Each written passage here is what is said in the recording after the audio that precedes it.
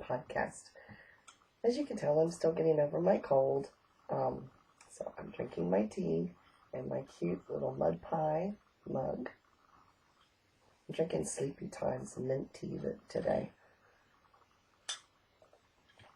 So, I wanted to thank all my returning viewers and my new subscribers. I have a couple of other knitting podcasts that are following me.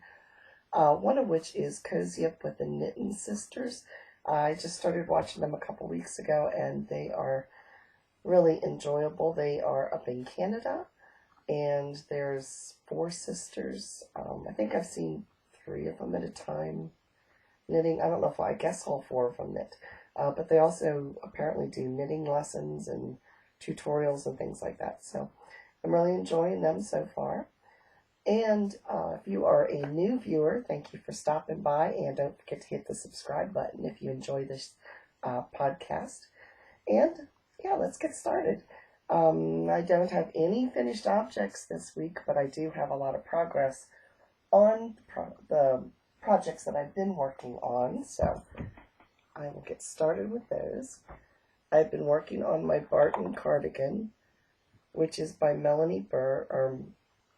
Not Bird. I'm getting Milena Bird and Milena Bird mixed up. Because I am doing a shawl by Milena Bird. So this is Milena Bird. And as you can see, it is a circular cardigan that you teak the center stitches up when you're done.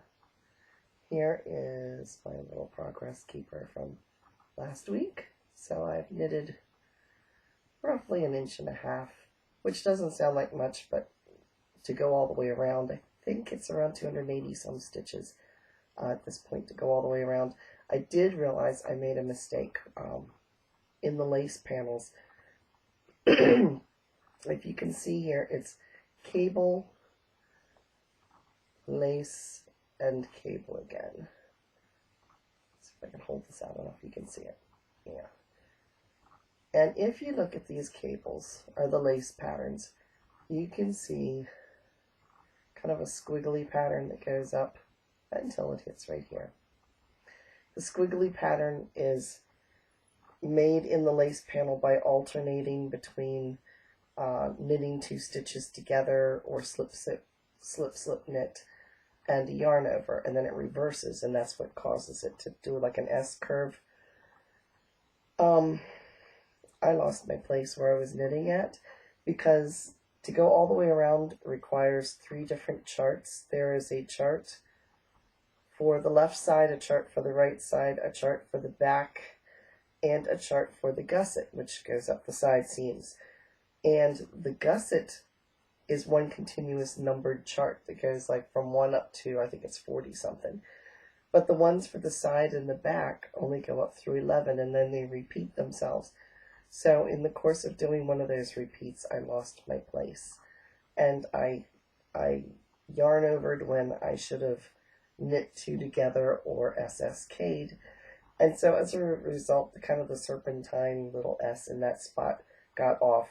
I did notice it before I started to knit it, and I thought, well, I could rip it back and re-knit that part, but in all honesty, I don't think somebody's going to come up and notice that. As intricate as this pattern is, I don't think it's going to stand out all that much in the vast scheme of things, because this is going to be down towards the bottom, because I'm only about maybe 6 inches up. This isn't a hard knit, it's just you've got to keep flipping back and forth between pages because of the charts. And it gets a little monotonous because of the colors. It's like keep wanting to knit like more colorful items, so I'm really having to push myself to knit this. I do want to finish it, and it is very pretty. What I'm seeing, I really like. It's just there's so many other like more colorful things to do, and I mean this is a nice neutral that I will be able to wear with all kinds of stuff. It's just having to push through it when I've got other little projects that are calling me, and yeah. So that's my progress on that one. And then I have my Find Your Fade. I am on color number 3. Let me get this untangled. There we go. I'm on the third color. I've made a lot of progress on this week. This is, let's see where my marker was. There's my marker from last week, right there. And then I've knit up to there. So I'm in the, like I said, the third color. Here was my first color, which is kind of a khaki, it's a very light sage. It's more khaki than sage, I think. And then it's into a definite sage. And then it's into this colorway, which is a Cascade Sunseeker. It doesn't really have a color attached to it. It was more of a number. It's showing it pretty true to form. You can see it's got sparkles in it. The next three colors are all Sunseekers, so they all have sparkles. The one that follows this is a turquoise, and the sparkles are actually turquoise too. And then it goes back to, I think it's a gold, and this is a gold as well. So that's my fade. So it's going to be mostly shades of greens and turquoises. And it's funny, I'm watching a lot of podcasts because I really enjoy watching ones where people are making the same projects I am, and I like seeing the different colors. And the one that I have seen that I think is the prettiest one so far, and it's very earthy tones, is Handmade in Woolen. If you check out their podcast, it's podcast number 45. If you look at that, you can see her Find Your Fade, and it is absolutely gorgeous. It is, like I said, a lot of earth tones, and there's some maroon in there, and it's just really, really pretty. But a lot of people are saying the same thing. This thing is so huge that it's very hard to figure out how you're going to wear it when you finish it. You know, I don't want to wrap myself up so I look like a mummy. But this thing is like 6 or 7 feet long when it finishes. So while it's fun and it's an easy knit and it's interesting, it's like I hope I can figure out how to wear this when I'm done with it after all that work. So that is that project. Then I've been working on the Spice Market, and I'm having fun with this one. This is by Milena Bird, not to be confused with Milena Bird, yeah, that I was getting confused with earlier. Didn't notice that till just now, that I have two that are very similar names. Here's my On the Spice Market. You can see where I left off last week. I was down, all the way down here. I have now completed all of the colors that will be in it. I mean, these colors repeat themselves throughout it, but this is the full scope of all the colors. And then now I'm into these like dots. Go through here, like almost like baubles. This is what it looks like on the back. Almost like little baubles that go through it. And they repeat, these little baubles will go and repeat right back down through all of these colors again. So it's exciting. I like doing stuff with the color work. It's just more fun because there's, you know, just some changes there. It keeps it from being boring. There's a shawl that I've been watching, and everybody's making it, and it is Mina Phillips' Snow Day shawl. And from what I understand, she had her baby. So congratulations if you would by chance be watching Mina. But her Snow Day shawl is gorgeous, and I've seen lots of people doing it. If you want to check out one of the prettiest ones, one that I really am, I went, ooh, when I saw it, because I really like maroons, and I like earth tones and colors like that. Once Upon a Corgi, episode 31. Her Snow Day shawl is like it's maroon and a tan and a cream, and it's absolutely gorgeous. So if you want to check it out, yeah, it's nice. So this week has been a little on the crazy side. My daughter and her husband bought a trailer for them and the 7 children. So the other night she asked, she says, "You want to have a mom and daughter night? Let's go shopping." I was like, "Sure, I'm up for spending other people's money. That would be good." So the two of us took off 6 hours of shopping. Yeah, we left at 4 in the afternoon, and I didn't get back till 10 o'clock at night. It was the most intense shopping. She had a list. I mean, my daughter was very organized. She had her list of where she could get it if she bought it at IKEA, how much it was going to cost, and if she could buy it here, what it was going to cost. But it was just trying to coordinate everything together. So we went to the Dollar Tree. We went to Ollie's, which is like a bargain basement type of place. And we went to Wally World, Walmart. So, yeah, we are in Walmart, and my daughter and I, neither of us are really tall. She's 5'2", and I'm 5'4". So at this point of the night, we're both a little on the slap happy side. It's getting close to 9 o'clock, 8:30, 9 o'clock. We've been on our feet on concrete floors, and the two of us are just laughing about anything at that point. So she wants to get this set of silverware, but they're up on the top shelf. And normally, my husband's around. I mean, her husband's like 6'3" or 6'4". My husband's 6 foot. One of the tall guys, they can reach that. But, two short people like us, and we were not going to go climb on top of our cart to go get it. So I grab this fork, and I'm reaching up to the top shelf with the fork, trying to stab a box of utensils and flatware to pull it down and hopefully have it not land on my head. So about the time I've got it up there and got the fork stuck in the utensils, my daughter starts laughing and going, "You forked the forks." And I'm just looking at her going, that isn't even funny. But then she starts laughing even harder and realizes somebody could take a picture of you and you could be in one of those Walmart people photos. It's like, thank you. And then we both got to laughing so hard I couldn't let go of the fork. And my arms dangling up in the air holding the utensils. And all I could picture is, yeah, if you don't know what I'm talking about, there's a website that you can actually go online, and people have photographed funny people that shop at Walmart. And so my daughter was thinking I could be one of them, and in all honesty, I'm probably already there. I used to take joy when they were teenagers of embarrassing them. When we went to Walmart, they dreaded it, and so I tried to make their visit to the store memorable. So I once grabbed yard reflectors and stuck them out my head, with the little reflector things on the ends of the points, and grabbed a little sprinkler gun, and was hopping around the aisle going, "You earth things make me so angry." And my kids were going, "I can't believe you're doing it. We don't know you." And then I look up and the security camera is watching me. Yeah, like I said, I'm probably already one of those Walmart people. Yeah. So, anyway, we had a good time, and it was funny. We went to the towel department, and thankfully my daughter picked a very popular color this year. She has the interior is like a grayish brown, and then she's doing accents with like teal colors. Like that Tiffany blue that's really popular right now, which is a good thing because for 2 days worth of towels for her family, it's 18 towels. Yeah. The lady at the checkout counter just kept seeing all these towels go by, and finally we said, "Would you like the final number?" We just grabbed the whole pile and handed them to her. We cleared out 2 boxes worth of towels back in the towel department. She was like, "Wow, it's a good thing you picked a popular color."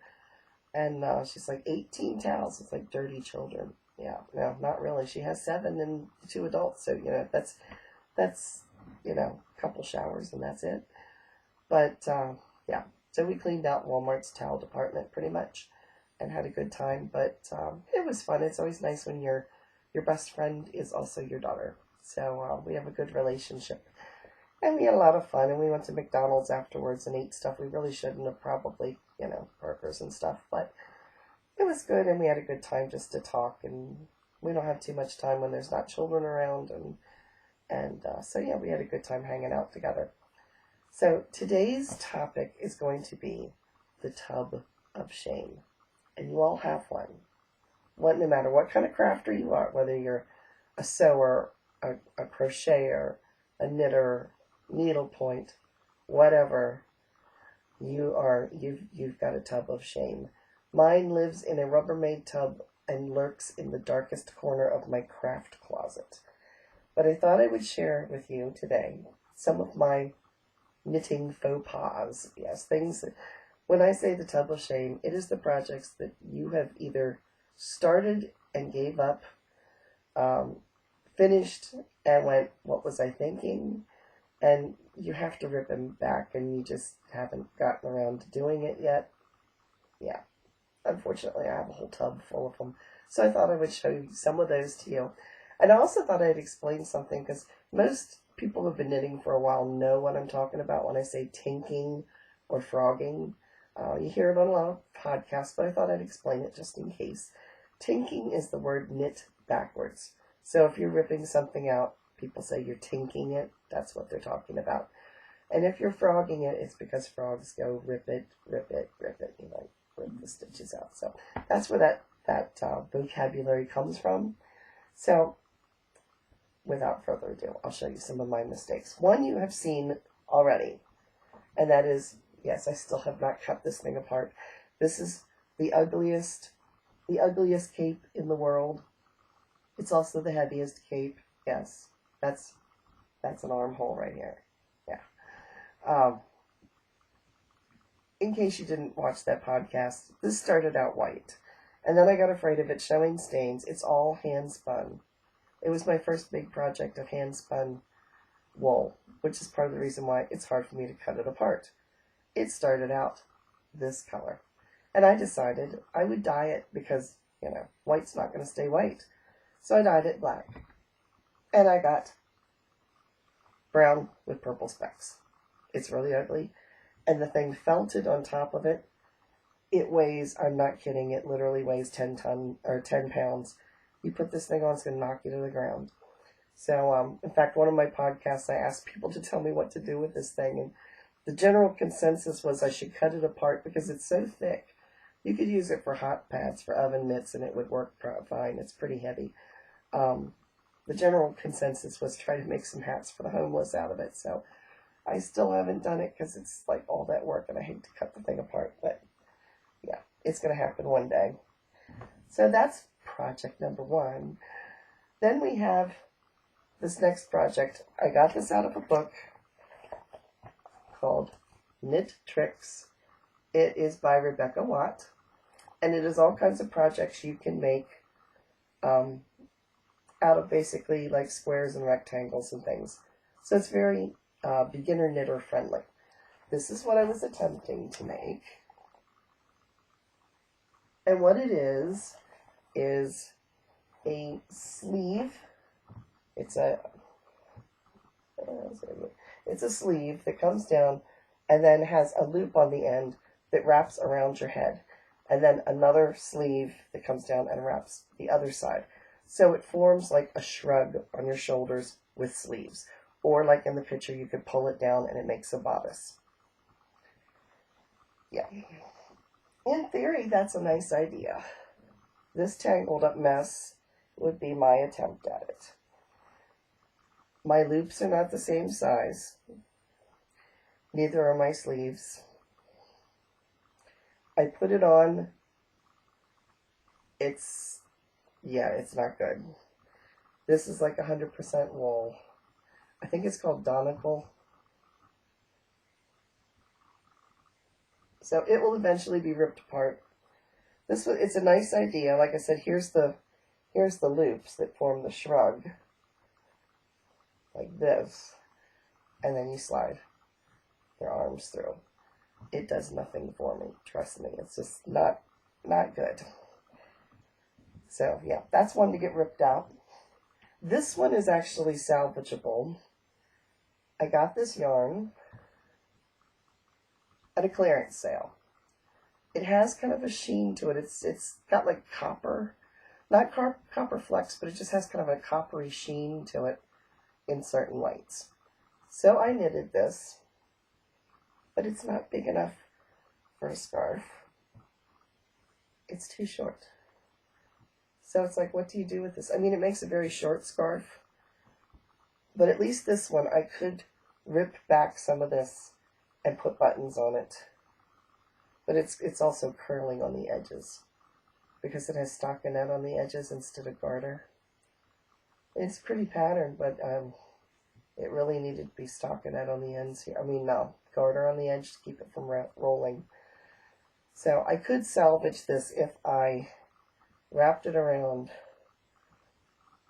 and put like buttons along this side and then just ripped out the excess. I could make like one of those collar type of scarves. It's just a matter of doing it. And this one would be fairly easy to fix. So, yeah, I mean, like I said, I like the pattern and it's showing up really, really well in here.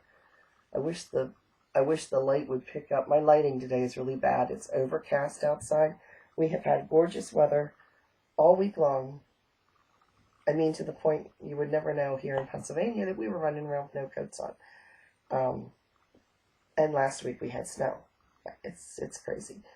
But anyway, yeah, it's been nice, but today it's overcast. It took me a while to even set up for the video today because I kept moving the camera around the room to see where I could get the best lighting, and this was still the best because over by the window it was like it would get bright and then it would get dark and bright and dark. I was like, now we'll just go back over to the normal spot and go from there.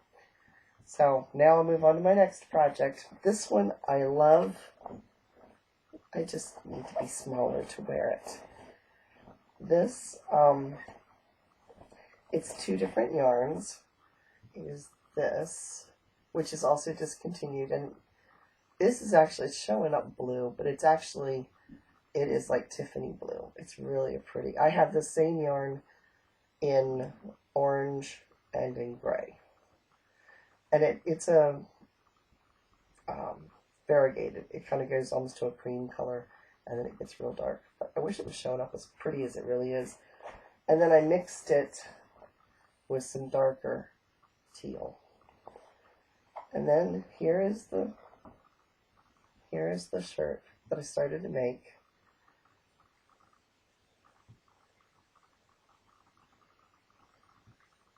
And here's the beads that I've got in it. This is supposed to be, it was intended as a knitting cover-up as the pattern. I'm not wearing it as a swimming cover-up. I'm wearing it as a, did I say knitting cover-up? Yeah, it was meant as a swim cover-up. I'm not wearing it as that. I would probably wear like a tank top underneath it because it's definitely peekaboo. But the only thing is, it's not wide enough for me in certain areas. So I don't know. I don't know how much it'll stretch or whether I should just rip it all out and remake it. But I love the beading on it. It's like 3 rows. You can see it. So that's something I have to rip apart yet or figure out what to do. And since it's a warm weather outfit, it's not top on my list. Then we move on to this sweater. Now this sweater fits, with one exception. Okay. It was a striped sweater. It's a little cardigan, actually, I should say. There's the cardigan. Here's the problem. I have bat wings. So does the sweater.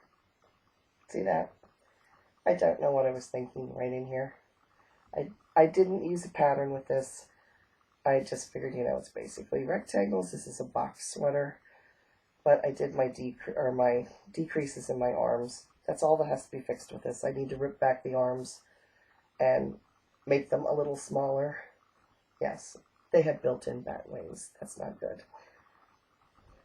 So, but the sweater itself, I have tried to wear this before, except that it emphasized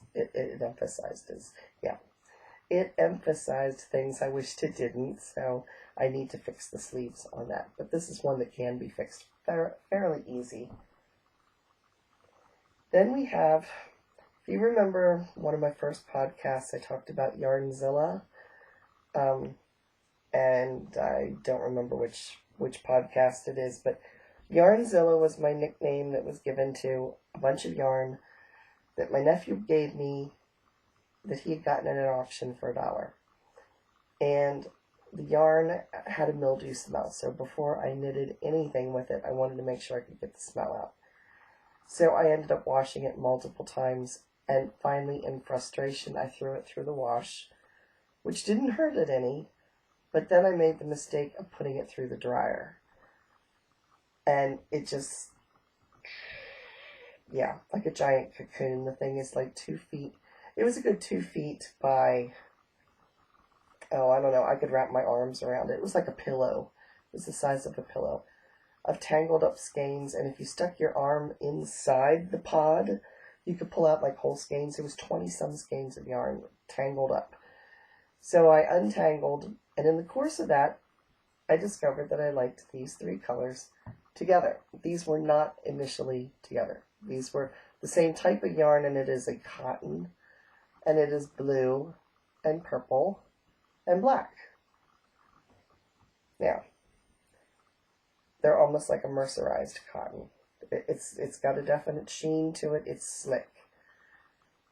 So when I decided to put these together as a sweater or a little cardigan, it's just a short-sleeved cardigan, I thought, you know, I'll just keep tying the yarn together like a magic ball.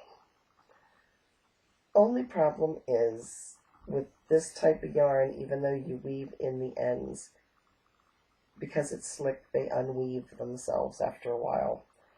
So, here's the back of it. And if you look up close, see all the ends coming back out again? You can really see it there. But, yeah, I wove all of these in, and they're all coming back out. And it's like that on the front, too. So, it's like I either stop wearing it entirely, or I embrace the ends and call it a fashion statement. Yeah, I don't know what to do. So, yeah. Made me sick after all that work. And it's really soft. I have worn this before. It doesn't have buttons on it or anything like that. It's got just a little scalloped edge at the collar, and at the sleeves. And again, I didn't use a pattern for it. It's just basically a box with sleeves. And I have worn it before all the ends started coming apart. But I have not worn it since the ends started coming out. So, yeah, because it kind of looks like it got caught in a fight with a cat and lost. Yeah, it's all, yeah. It's very frustrating. So, I don't know what I'm doing with this one. Then we come to the very last item. Now, my daughter and I apparently have similar tastes. Turns out she saw this in my closet and went, oh, I have that same yarn. She and I bought the same yarn at a porch sale. It was a clearance sale. She's doing Tunisian crochet with hers. I made a vest. Now I'm going to show you the back so that you can really see the colors, because it's variegated. And it's beautiful. It is self-striping. I did not use a pattern for this. It's just a back and a front. Here's the front. I put a bunch of cables in it. And just to look at it, it looks great. So you see this. This is the armhole. See a problem? Yeah. Yes. This yarn is very stretchy. It is singles. I don't even know what kind of yarn it is, to be honest. It's been a while since I knitted it. It's got some wool in it. I can tell that, and I can tell that it is singles, and it's stretched like crazy.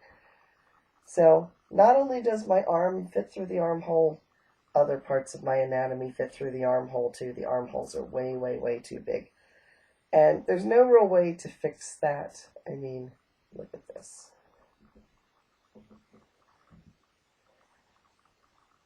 I should put it on and show it to you. You'd see exactly what I'm talking about.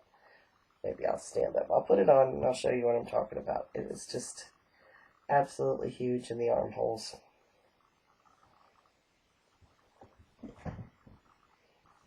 See what I mean? Way too big. Way, way, way too big. Yeah.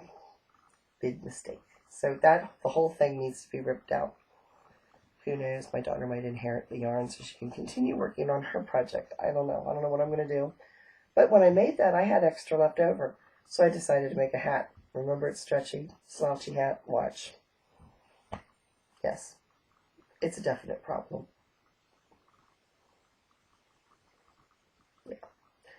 So that is my tub of shame. That could keep me, I could be busy all summer long just fixing my mistakes. So hopefully that is just maybe a comfort to the rest of you to know that you're not alone when you make mistakes and have to rip things out. It happens to all of us. And yeah, I've done it with cross stitch. I've done it with sewing. I've done it with crochet. Crochet is not my thing. I like crochet. I tend to knit triangles. I can't seem to get my sides straight. They tend to do this. Yeah. So anyway, that's my tub of shame. Now I will go on to my mystery of the week. This is by Barbara Ross. It's called Icy Under. I'm reading it. You can see where my bookmark is right here. I just use scraps of paper. I just started this the other day. This is her 5th in the series, although she has a 6th book in this that's like a little novella, which is like a short story that is part of the same series that I'm actually listening to on CD right now in my car. So the story behind this, it is a Maine clam bake mystery, which to me is kind of weird because when I think of Maine, I don't think clam bakes. I think of clam bakes like Cape Cod or something. But anyway, I think of lobster when I think of Maine. But anyway, this is about a family who owns a clam. They own a company that puts on clam bakes on an island that they own. And there's this great big house on the island that's been abandoned for years. It was built like during the Newport era, during the Gilded Age. And the family was once rich and now they're not. And so they run this clam bake and they hold it on this island. And the daughter was down she lived in New York City, and she comes home to help them save the business because they're in financial problems.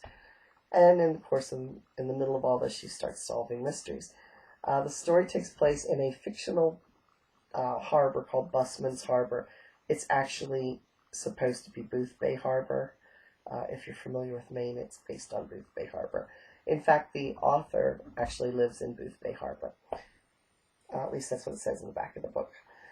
So that's kind of interesting. And yeah, it's a cute series. Her mother is a widow, and she has a younger sister who's married, and the husband, I guess it'd be her brother-in-law, helps her to run the business. And they bake, and it's a cute story. And so, yeah, like I said, this is the 5th in the series, and this one's called Icy Under. And you may wonder, why is it I like Maine so much? And I really don't know. I just think it's really pretty up there. I like it along the coast. I like the ruggedness of the rocks. There's a lot of granite, and when the water hits it, they look like they're just brown rocks until you look closer and you can see the speckles in it, and it's sort of like your granite countertops on overcharge. Yeah. So it's just pretty, and it's very pristine, and the people are very nice up there. The food's good. I love the shrimp. And there's lots of yarn shops. They're very woolly type of people. There's a lot of cottage industry up there, so there's a lot of wool related, and a lot of pottery. There's a lot of pottery as well. So anyway, it's really pretty, and there's a lot of towns up there that are very walkable. They're very flat, and it's easy to to just walk around and window shop. And like in Camden's got a beautiful harbor where there's actually a waterfall. There's a lake up above the town, and the lake goes down through a river down through the town and actually crosses under the main street and goes out as a waterfall down into the harbor. And I think it was the son of Frederick Law Olmsted. Frederick Law Olmsted designed Central Park. His son, I think, is the one that did the park at Camden. So it's really pretty, and they have a gorgeous library there. I've walked around in there, since I work at one. I got to go check them out. So I've walked around their library before, too. It looks like a colonial building. It's really pretty. And I've gone to a fair that was there one time, and you could walk through and look at the different booths, and there was lots of yarn and things there, too. And Bar Harbor is another one that's very pretty. I mean, these are touristy towns, yes, but if you hit them in the off season, it's really nice. And there's a shore walk. If you've ever gone to Bar Harbor, you got to do the shore walk. You wouldn't know it's even there unless you look at a map. But you go around the Blue Nose Hotel or Blue Nose Inn, and it starts and it runs right along the seawall. And there's like the great big cottages from the Gilded Age on one side and the oceans on the other side. And you can watch the big ocean liners coming in. We saw the QE2 came in one time when we were there. So that's nice. It's just relaxing to just go find a bench and just sit there and watch the birds and watch the ocean. And so anyway, that's why I like Maine, and that's why so many of the books that I like to read take place there. So the only other thing I have to show yet is one acquisition. I told you I was going to be designing a asymmetrical, I think it's going to be an asymmetrical shawl. Hopefully it doesn't turn up in, hopefully it doesn't end up in my tub of shame. That would be bad. So it will be a shawl of undetermined shape at this point. But anyway, I was waiting on one last color. It's a 3-color shawl. I was waiting on this to put on it. Can't give you too many clues because that would give it away, but that's the color I was waiting on. And you may say, why were you waiting on blue? But this was more of that Chinese yarn that I had bought. I wanted to make sure it was all the same. And when I initially placed the order, what came in I thought was blue was actually purple when it came in, so I had to wait for the blue. And I definitely needed blue, and you'll eventually see why, but I definitely needed blue. And then I have some 6mm pearl beads that are going to go on the shawl. So, and that's all I can tell you about it, because it's a secret. So we'll have to wait and see what happens. And if it actually turns out, actually, even if it doesn't turn out, I'll probably share it just because it would be entertaining.